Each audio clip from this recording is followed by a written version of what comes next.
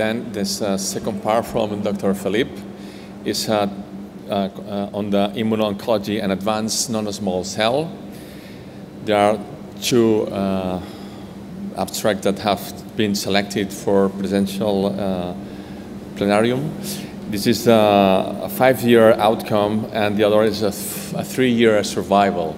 So they are really focusing on this long-term survival, and the treatment is doing well in these patients. And for the small cell carcinoma, this has been a cancer that has not been maybe much advances on it, and now we can find that this dual therapy are doing well as well.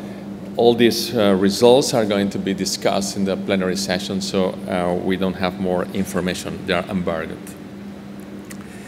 So the take-home messages is the efficacy of this new molecule for this group of patients with red fusion positive mutation. This is the National Lung Matrix trial that are stratifying patients according to the molecular the mutations. Then this is also very interesting. All the patients with the KRAS, now they have new opportunities. So also they can be very nice. For the tumor mutation burden, now it can be a biomarker, so we can select patients with immunotherapy. And also how the immunotherapy is doing well with our patients. So we have outcomes for the long-term survival. And finally, for a small cell carcinoma, there are new therapies going on.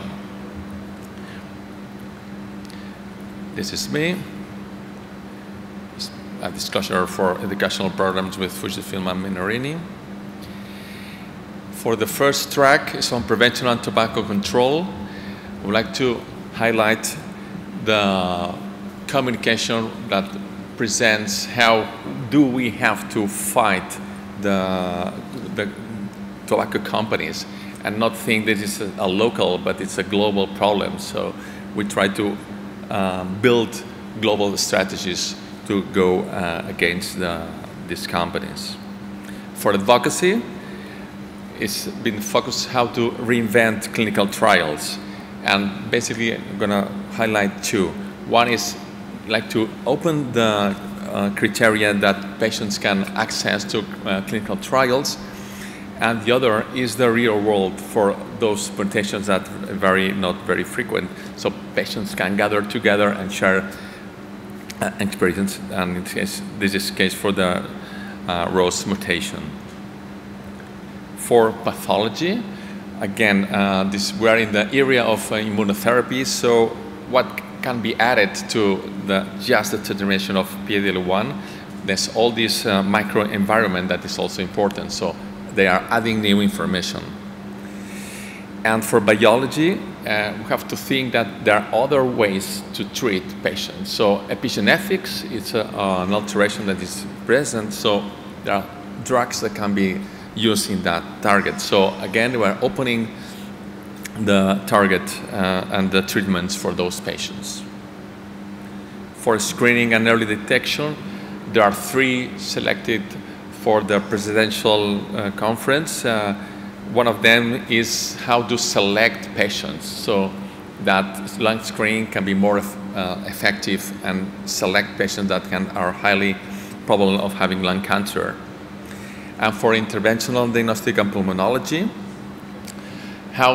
once we have this nodule, how can we diagnose them in vivo, so using confocal? This is the first. And secondly, for those patients that can be operated or not for radiotherapy, now there are treatments that can be done bronchoscopically. So again, it's another window to receive treatments.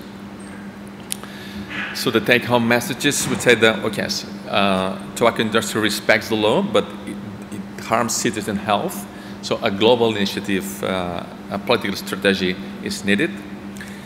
Patients should have a better access to clinical trials and maybe organize themselves and maybe driven some research.